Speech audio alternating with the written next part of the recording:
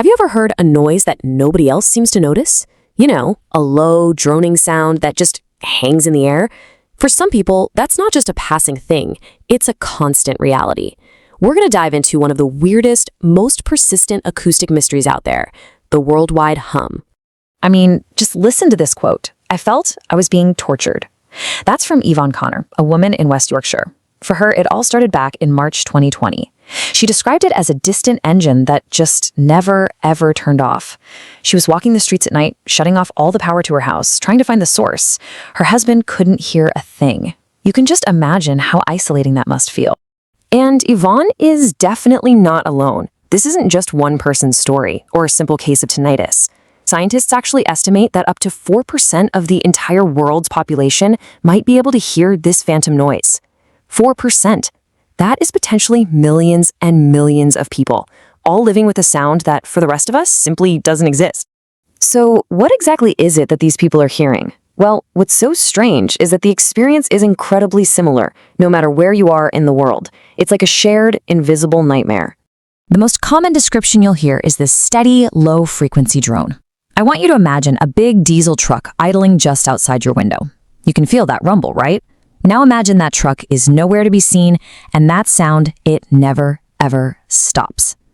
That's what they're living with. And believe me, this isn't some new phenomenon.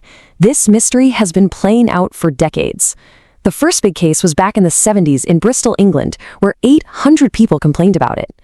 Since then, these stories have popped up all over the globe. And every time a new cluster appears, it's the same story. A mysterious noise starts ruining people's lives, and the hunt for a source begins all over again. Now, even though the hum itself feels like something out of a ghost story, the search for it is often a pretty high-tech detective case. Let's take a look at one of the most famous investigations of all, the Windsor hum. So for years, people in Windsor, Ontario, that's in Canada, were being driven absolutely crazy by this relentless rumble. It got so bad, the Canadian government stepped in, confirmed the sound was real, but they just couldn't figure out where it was coming from. So they handed the whole investigation over to a team of university researchers. Using some pretty sophisticated vibration measurements, the team started to narrow it down. And all the data, all the signs, they all pointed in one direction. Across the river, to a mysterious, heavily industrialized, and privately owned bit of land on the U.S. side called Zug Island. The only problem, they couldn't get on the island. They had to hunt the sound from a distance. And this was no amateur ghost hunt, okay? These researchers brought out the big guns. They set up cloud-connected monitors that were listening 24/7. They even used this massive microphone array with 30 different mics, which basically allowed them to see the noise, kind of like how a thermal camera sees heat. It's wild stuff. And all that tech? It worked. The microphone array lit up right over one specific spot on the island. The phantom finally had a name. The researchers were pretty confident that the Windsor hum was coming from operations at a U.S. steel facility. So it seemed like one mystery at least was finally solved. But see, solving the Windsor hum was kind of like finding one piece of a giant 1,000-piece puzzle. For all the other hum reports around the world, the cause is way less clear. And this has led to this really fascinating split in what the scientific community thinks is going on. Okay, so you've basically got two main schools of thought here. On one side, you have the external source theories, things like industrial noise, vibrating pipes, that kind of thing. But then you have the internal source camp. They think the sound might actually be generated inside our own bodies.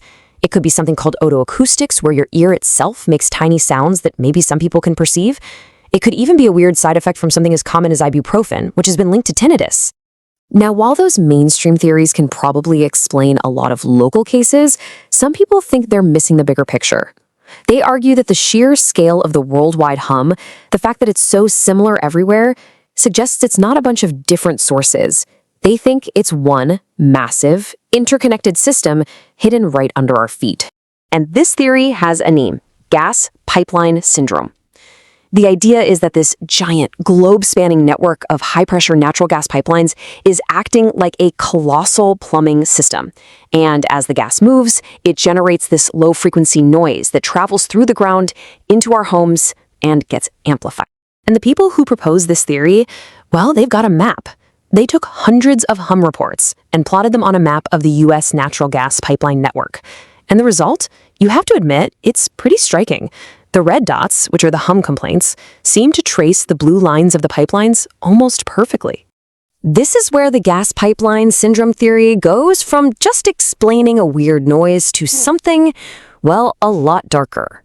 It alleges that this low-frequency sound could be having some really profound and disturbing effects on our health and even the environment. According to the paper that lays all this out, the consequences go way beyond just being annoying. It connects this alleged pipeline noise to a whole range of serious problems. We're talking about a condition called vibroacoustic disease, which is actual tissue damage from low-frequency noise. It talks about chronic sleep deprivation. The paper even suggests it could be messing with animal behavior and, maybe most alarmingly, directly impacting human psychology. And in what is easily its most extreme claim, the paper points to the 2013 Navy Yard shooting.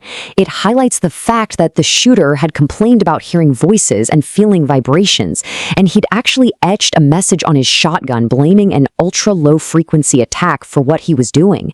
The paper presents this as potential evidence of the theory's most terrifying consequences. So, where does that leave us? We've got one case that seems to be solved, we've got several mainstream scientific theories, and then we have this one huge controversial, all-encompassing explanation. Let's try to break down what we actually know for sure versus what's still a total mystery. Okay, here's the bottom line. We know for a fact that the hum is a real physical thing that you can measure with the right equipment. We know it causes genuine, sometimes debilitating suffering. And we know that sometimes, like in the Windsor case, you can track it down to a specific industrial source. But the biggest questions? They're still completely up in the air. Is there one single global cause for all of this?